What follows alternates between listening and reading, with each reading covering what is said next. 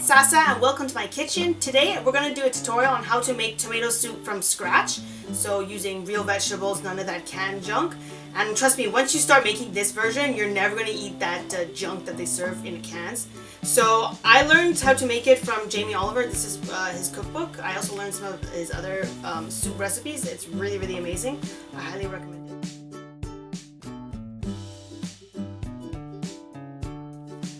So you need 2 carrots, 2 celery stalks, and leave the leaves on one of them.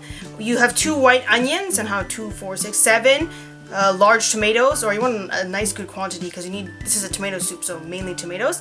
I have 5 cloves of garlic with 2 bay leaves. Okay, so the onion here is diced, the garlic is also diced. We have bay leaves, and if you keep the stems of the tomatoes, because they actually give a lot of flavor into the soup while it's boiling, and you remove this before we blend the soup. So the carrots and the celery are also cut small. Don't worry about being super uniform because the soup will be blended up. So the tomatoes can be cut up in large pieces. So heat up a large pot and put some oil. Also get another small pot of water and bring that to boil. So first we add the onions.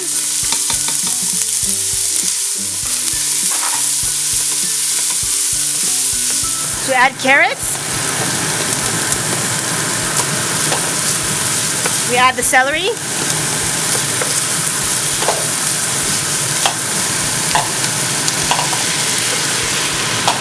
Now the garlic, the bay leaf and the tomato stems.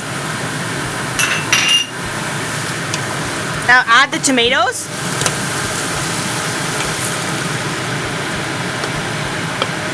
This pot of water.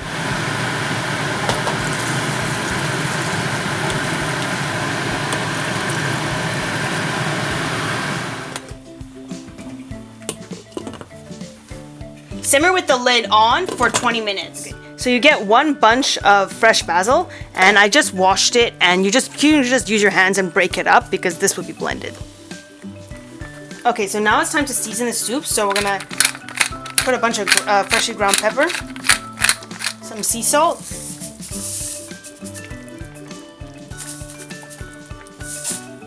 and this is 1 spoon of oregano. So then I'm going to close the lid and give it another 3-4 minutes. So now you turn off the heat and you remove from the heat.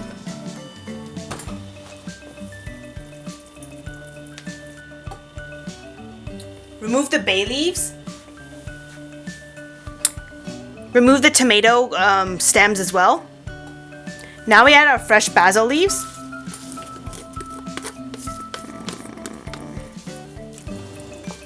At this point, if you like, you could add some kind of a whipping cream or a heavy cream if you really want something extra creamy.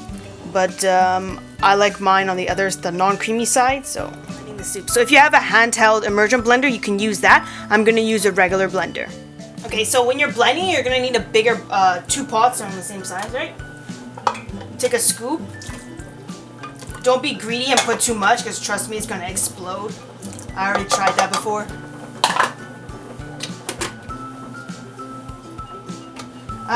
For me, I start off slow before increasing the speed.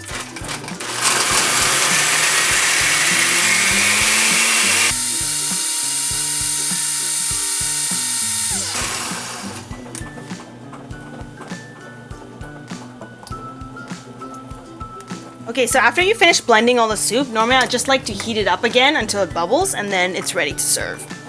So that's the end of this tutorial. I hope you enjoyed it and you learned something, and you'll go and try this soup out. It is so yummy. Oh.